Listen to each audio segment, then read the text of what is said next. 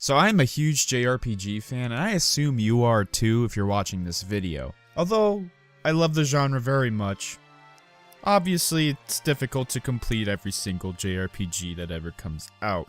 Some are just not so good, some just, you're not as into as you thought you would be. And some, well, you just stop playing for whatever reason. Life gets in the way.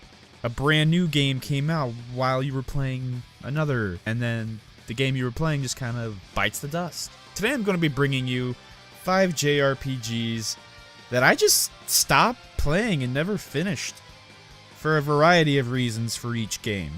I also just want to point out these aren't games I only tried for like an hour or two and just didn't really like and I returned. These are games that I put a decent chunk of time into, I just never finished them for any reason. So, without further ado, let's get to it.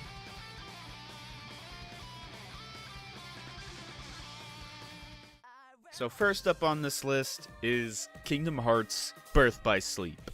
It sucks that I never finished this game because, quite honestly, in my opinion, it's probably one of the most important games in the whole franchise based on what I've played from Kingdom Hearts 3 and every other game, practically. Overall, I mean, it's a really good game and another good Kingdom Hearts installment.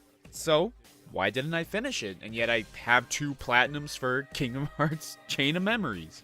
Reason is, back when I played this on PSP, long time ago, back when I was still itching for Kingdom Hearts 3 after Kingdom Hearts 2 had released. And I got a PSP at least a year or two before this game came out because I was so hyped for it. And I did enjoy what I had played. I went through Aqua's story first, had a blast. Terra, a blast as well. And then I went to Ventus's story mode. Now you're like, well, what's wrong with Ventus's story mode? They're all pretty much the same. Well, Ventus is probably like the most boring to control in my opinion. It has been a long time since I've played Birth by Sleep.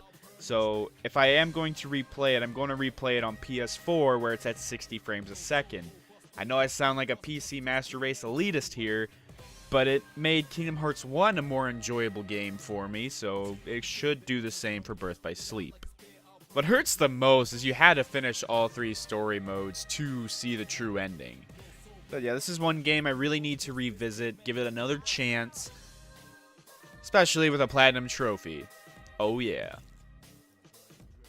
The next game on my list is God Wars Future Past. So let me preface this by saying I'm a huge strategy RPG fan. Some of my favorites are Vandal Hearts, Jeanne d'Arc, Fire Emblem, etc. And I was really excited to play God Wars. It just reminded me so much of like Jeanne d'Arc and other games I'd played in the past. And, I enjoyed it.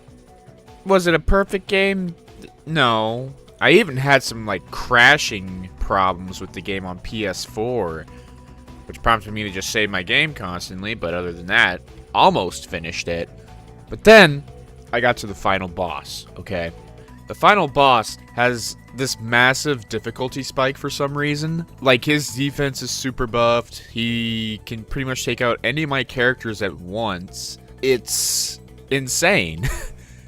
He's almost like a super boss, but he's the true final boss. My main issue with it is just that huge difficulty spike right at the end. I didn't want to have to do a bunch of grinding just to be able to finish the game. And to be honest, I could have cared less for the story in that game anyway. So, yeah, I just gave up and went on to something else. Next game is Shining Resonance Refrain. So with this game, I think I know why I just stopped playing it. It feels like a Tales game, which is good. I mean, I like the gameplay overall, but it did kind of come into my life at a not a great time. I think I just got back from PAX, and I was just really busy that month, so I didn't get enough time to play it. And also, I think part of the issue was I tried to stream the game, which, don't get me wrong, I love streaming games. To me, it's more entertaining to play this game than to watch it, and to try and be entertaining for people while playing the game kind of ruined the experience for me. I'm sure if I just play it and I probably will like it a bit more. Maybe if I get the Switch version too, because I played the PS4 version. But who knows? It's a game I definitely need to give another shot to. Now we're going to take a little bit of a throwback, and we're going to head to the Nintendo Wii. This game is Final Fantasy Fables Chocobo's Dungeon. So, this is honestly one of my favorite Final Fantasy spin-offs. It plays like a mystery dungeon, kind of like a roguelike. It reminds me a lot of Pokemon Mystery Dungeon, Guided Fate Paradox, Awakened Fate Ultimatum, all those kind of games, right? And I nearly beat this game, like I was probably in the last chapter or so. The story was compelling enough to keep me going, the gameplay was just really good. You got to choose between all these different classes with the Chocobo, and you just picked one at the start of the dungeon and just kind of ran with it. And I really enjoyed that. Each class sort of had its own level up system from what I can remember. I really don't know why I didn't finish it. I think at that time, another game had come out or something, and I just said to myself, well, I'm near the end, I'll get to finish it eventually. And yet, here we are almost 10 years later since I played the game, and I still haven't finished it. It is definitely a game I need to go back to, though. Final Fantasy VII Crisis Core. This game, I honestly really enjoyed it, and it is a game I need to actually go back and finish. The story of Zack always kind of compelled me, because he was in Final Fantasy VII, just slightly, as part of the backstory, but you never really learned that much about him until he got his own game. And the game itself was really fun. It was an action RPG, and you got to go through all the old areas again, but they were kind of like reimagined. I remember I got this one Christmas when I was really starting to get into JRPGs. I had gotten this game, and I got Jeanne d'Arc as well. I tried Crisis Core first, but then I played Jeanne d'Arc, and I could not put that game down. Of course, at this point, I had played Crisis Core probably to the halfway point. I'm not entirely sure, as I haven't beat the game myself. I did finish, like, Cloud's part of the story, if that helps anyone kind of understand where I was at. But yeah, that's just a classic example of wrong place, wrong time for that game. Because the thing was, they were two completely different games. It's just one engrossed me a bit more so than Crisis Core did.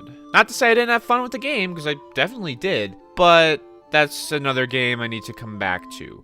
Hopefully at some point, Square will remake Crisis Core and make a big old Final Fantasy VII collection with Dirge of Cerberus included as well, which that's a game I've never even played, so that'd be cool, but I know they won't do it. Anyway, so those are just 5 JRPGs I put a decent amount of time into, I just never finished.